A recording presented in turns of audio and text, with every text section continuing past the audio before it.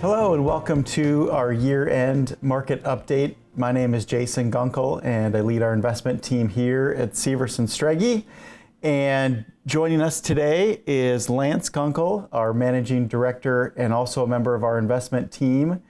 So today we're going to take a look back at 2024 and also look ahead to see what the markets might have in store for us in 2025. So Lance, thanks for being here. Do you want to get us started and take a look back on how the markets performed in 2024? Sure. The stock market, at least in the U.S., I think exceeded the expectations of many investors.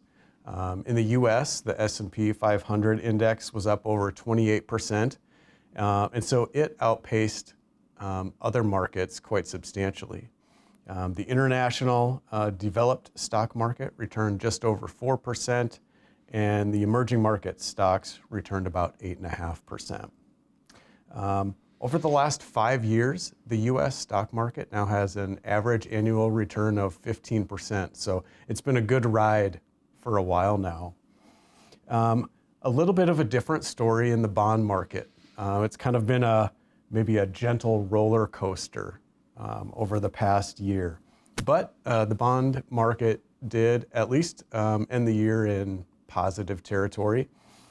Taxable bonds are up about 1%, and municipal bonds are up about 0.5%. So Jason, do you want to dig into those numbers a little bit further and why you think the U.S. market performed so well? Sure, you bet. I know heading into 2024, there was still talk of a recession.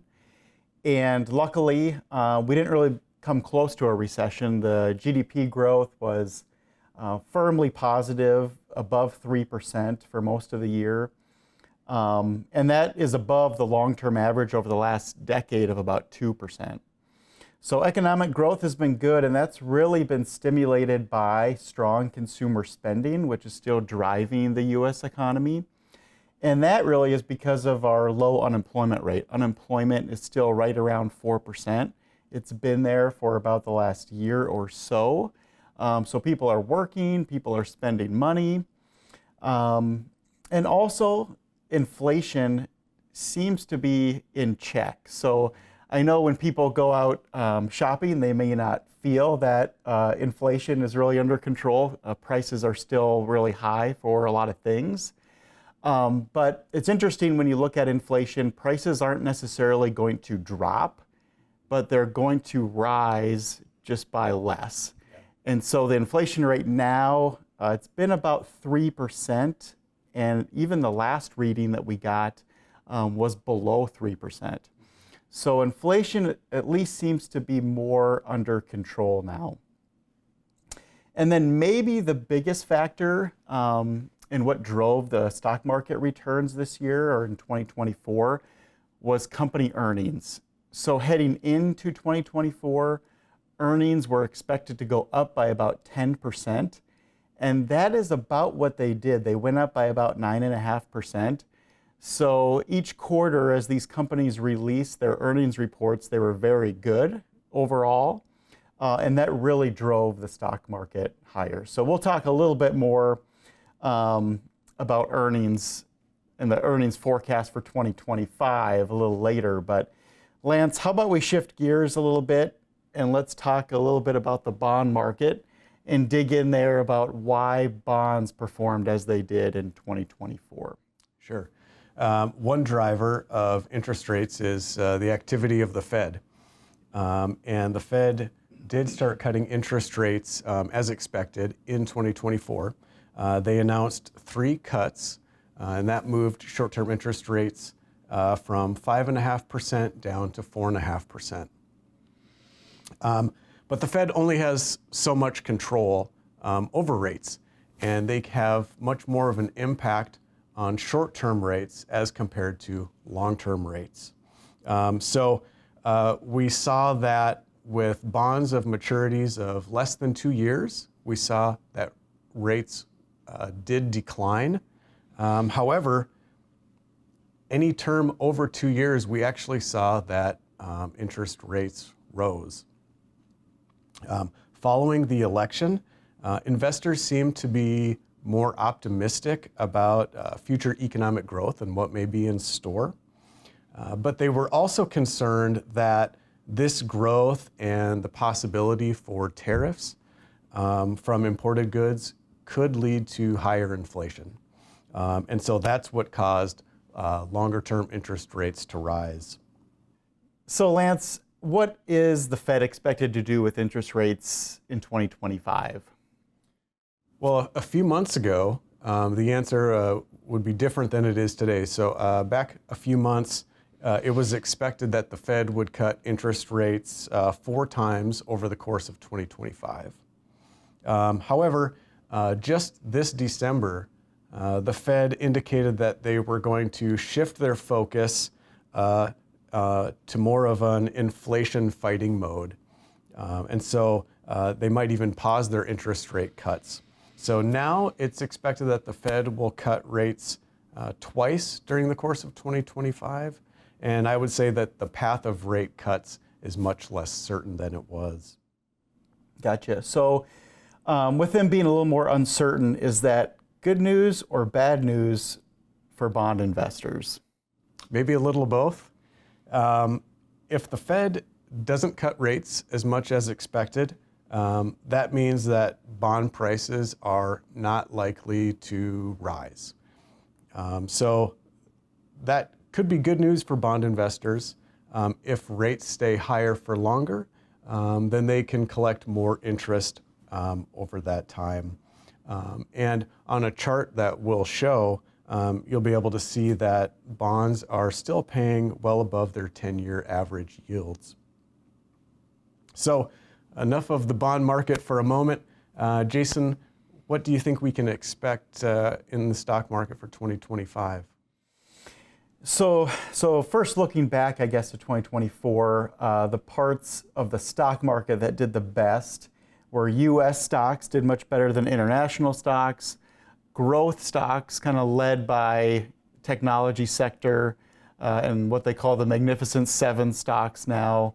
They led value stocks, and then also large cap stocks beat small cap stocks. However, looking forward to 2025, there are many forecasters out there that think it could be the reverse scenario, at least looking a little bit further down the road. Many people think that it could be the opposite, where international stocks start to do better than U.S. Their stocks look better priced from a price to earnings perspective. Also, small cap stocks could start to do better than large cap stocks, and the value stocks could start to do better than growth stocks. So we wouldn't be surprised to see this reversal happen. Although I do think for 2025, we're probably likely to see the U.S. still outperform the international markets, at least for 2025. But I would also just mention that, investing more into small cap stocks and also into value stocks fits our philosophy very well. That's the way we like to invest. We think those parts of the market, history shows us that those parts of the market over long periods of time do better than the overall market, as this chart here shows. So we'll probably do a little bit of tilting in our portfolios towards smaller cap stocks, towards value stocks in 2025. And also looking ahead to 2025, I think the biggest factor will likely be company earnings. So company earnings also have very high expectations for 2025. They're expected to grow by 15%. So if that truly is the case, if company earnings can grow by that much, I think it also is very likely that the stock market does well in 2025 again. But maybe a bit of a word of caution here. I'm going to show a chart that shows the most common measure of valuation, which is price to earnings multiples.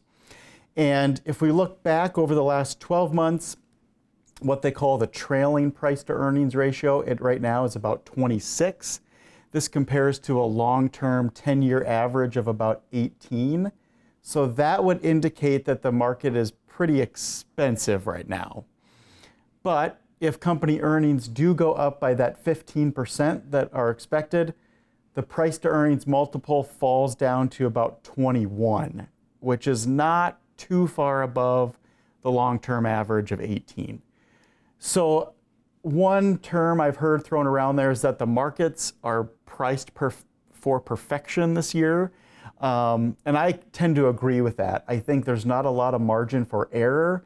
If something tends to not meet expectations, in particular those earnings, we could see the markets fall. I don't see a lot of blinking warning signs that we're headed for a big drop in the markets, but it's possible that we do have a little bit of a drop if not everything goes as planned this year. And that's mainly because of those markets being priced for perfection and being a little bit expensive right now.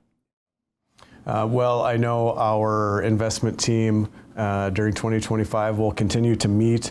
We'll monitor the markets, look at economic fundamentals, and make the best decisions we can for our clients. Absolutely. We just want to thank our clients for their continued trust in us, and we look forward to seeing you in 2025. Happy New Year.